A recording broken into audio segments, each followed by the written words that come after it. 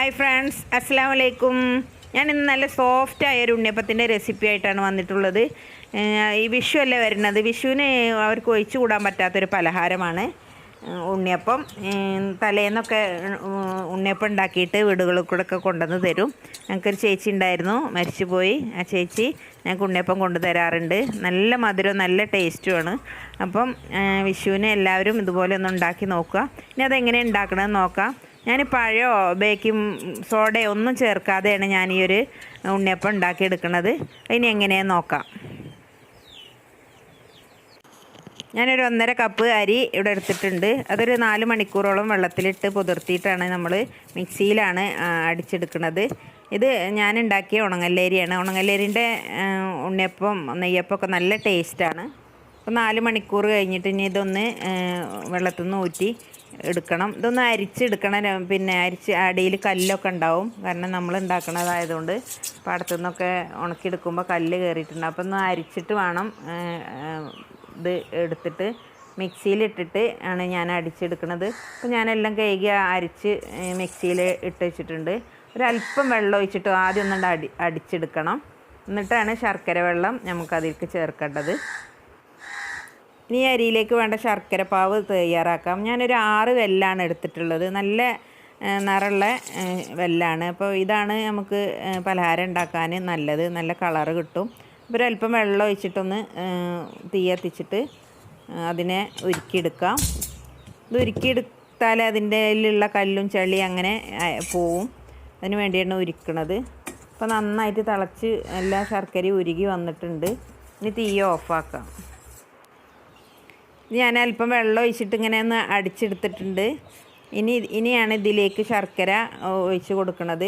ശർക്കര വെള്ളത്തിൽ പിന്നെ അരി ആട്ടിയാൽ അരി ശരിക്കും അരഞ്ഞ് കിട്ടില്ല. അതിന് വേണ്ടിയാണ് അല്പം വെള്ളം ഒഴിച്ചിട്ടൊന്ന് അരച്ചെടുക്കുന്നത്. ഇനി ശർക്കര ഒഴിച്ചിട്ട് ഒന്നും കൂടി ഒന്ന് കറക്കിയെടുത്താൽ മതി. നമ്മളിങ്ങനെ അരിച്ചെടുക്കുമ്പോൾ അതിൻ്റെ ഉള്ള കല്ലും അതുപോലെ ഉള്ള വേസ്റ്റൊക്കെ ഉണ്ടാവും. അതൊക്കെ അങ്ങോട്ട് പോരാൻ വേണ്ടിയിട്ടാണ് അരിച്ചിട്ട് ഒഴിക്കണത്. അപ്പോൾ ശർക്കര പാനി അതിൽ ഒഴിച്ചിട്ടുണ്ട്. ഇനി ഇതിലേക്കൊരു 2 സ്പൂണ് ഗോതമ്പ് പൊടിയാണ് ഞാൻ ഇട്ട് കൊടുക്കുന്നത്. ശർക്കര ഒഴിക്കുമ്പോൾ ഒന്നും കൂടി ലൂസാവും. അപ്പോൾ അത് ടൈറ്റാകാൻ വേണ്ടിയിട്ടാണ്, നല്ലൊരു സോഫ്റ്റ് കിട്ടാനും കൂടി വേണ്ടിയിട്ടാണ് ഗോതമ്പ് പൊടി ഇട്ട് കൊടുക്കുന്നത്. അപ്പോൾ എല്ലാം കൂടി അടിച്ചെടുത്തിട്ടുണ്ട്. അപ്പം ഇതുപോലെയാണ് നമുക്ക് ഇതിൻ്റെ മാവ് കിട്ടേണ്ടത്. ഇനി ഒരു പാത്രത്തിലേക്ക് ഞാൻ ഈ മാവ് ഒഴിച്ച് വെക്കുന്നുണ്ട്. ഇത് കുറേ സമയം വെക്കൊന്നും വേണ്ട. ഇപ്പം തന്നെ നമുക്ക് ചുട്ടെടുക്കാൻ ഉണ്ണിയപ്പച്ചട്ടിയിൽ വെച്ചിട്ട് അടുപ്പിൽ വെച്ചിട്ട് ഇപ്പം തന്നെ ചുട്ടെടുക്കാം. ഇതിലേക്ക് തേങ്ങാക്കൊത്ത് ഞാൻ വറുത്തിട്ട് ഇതിലേക്ക് ഇടുന്നുണ്ട്. അത് തേങ്ങാക്കൊത്ത് വറുക്കാം. ഞാൻ അരമുറി തേങ്ങ ചെറുതായി കൊത്തി അരിഞ്ഞ് ഇതിൽ ഇങ്ങനെ ചെറുതായി കൊത്തി അരിഞ്ഞിട്ട് ഇനി ഇത് നമുക്ക് നെയ്യോ ഓയിലോ എന്തിനേലും വറുത്തെടുക്കാം. ഞാൻ ഓയിലിലാണ് വറുത്തെടുക്കുന്നത്.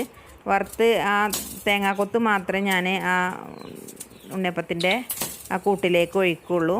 നെയ്യിൽ വറുക്കുകയാണെങ്കിൽ ഒന്നും കൂടി ടേസ്റ്റാണ്. ഞാൻ ഓയിലിലാണ് വറുത്തെടുത്തത്. ഏതാണെങ്കിലും കുഴപ്പമില്ല. ഇത് നല്ല ചുമക്കെ വറുക്കണം. ഇപ്പോൾ വറുത്ത് ചൂടാറിയതിന് ശേഷമാണ് ഞാൻ ഇതിലേക്ക് ഒഴിക്കുന്നത്. അപ്പോൾ അതിൻ്റെ തേങ്ങാക്കൊത്ത് മാത്രമാണ് ഞാൻ ഇതിലേക്ക്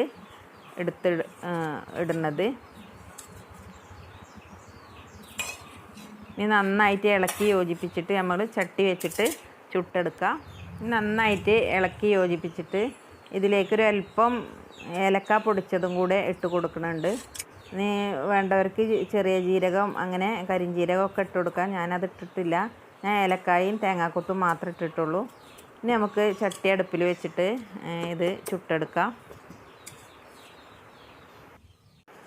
അങ്ങനെ ഞാൻ എൻ്റെ വിറകടുപ്പിൽ ഉണ്ണിയപ്പച്ചട്ടി വെച്ചിട്ടുണ്ട്.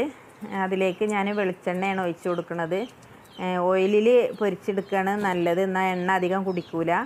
ഇത് ഞാൻ പിന്നെ എണ്ണ കുടിക്കണ ഒന്നും അതിൽ പഴം ചേർത്താലും അതുപോലെ ചോറ് ചേർത്താലൊക്കെ എണ്ണ നല്ലോണം കുടിക്കും.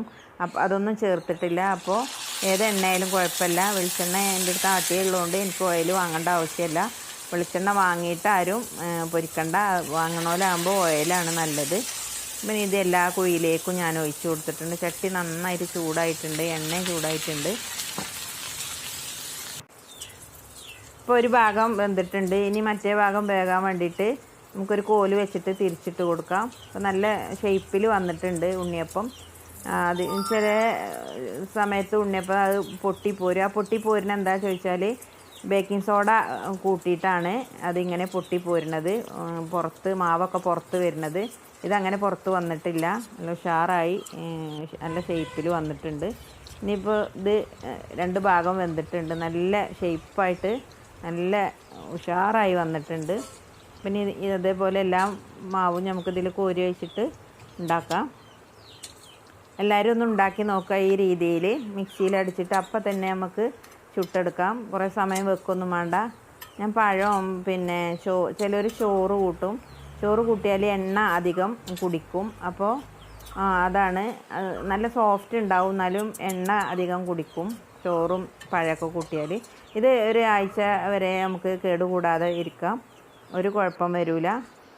അങ്ങനെ എല്ലാ ഉണ്ണിയപ്പം ഞാൻ ചുട്ടെടുത്തിട്ടുണ്ട്. കണ്ടോ, നല്ല സോഫ്റ്റ് ഉണ്ട്, നല്ല ഉള്ളിൽ നല്ല ആര് ഉള്ള ഒരു ഇതാണ്. ഒരു കുഴപ്പം ഉണ്ടാവില്ല, നമുക്ക് കുറേ ദിവസം വെച്ചാലും ഒന്നും സംഭവിക്കില്ല. പഴമൊക്കെ കൂട്ടിയാലാണ് കുറേ ദിവസം വെക്കാൻ പറ്റാത്തത്. പഴം കൂട്ടിയാൽ പിറ്റേന്ന് തന്നെ അത് ചീത്തയാവും. അപ്പോൾ എൻ്റെ വീഡിയോ എല്ലാവർക്കും ഇഷ്ടപ്പെട്ട് കാണുമെന്ന് വിചാരിക്കുന്നു. അപ്പോൾ അടുത്തൊരു വീഡിയോയുമായി ഇൻഷാ അല്ലാഹ് വീണ്ടും കാണാം. Thank you.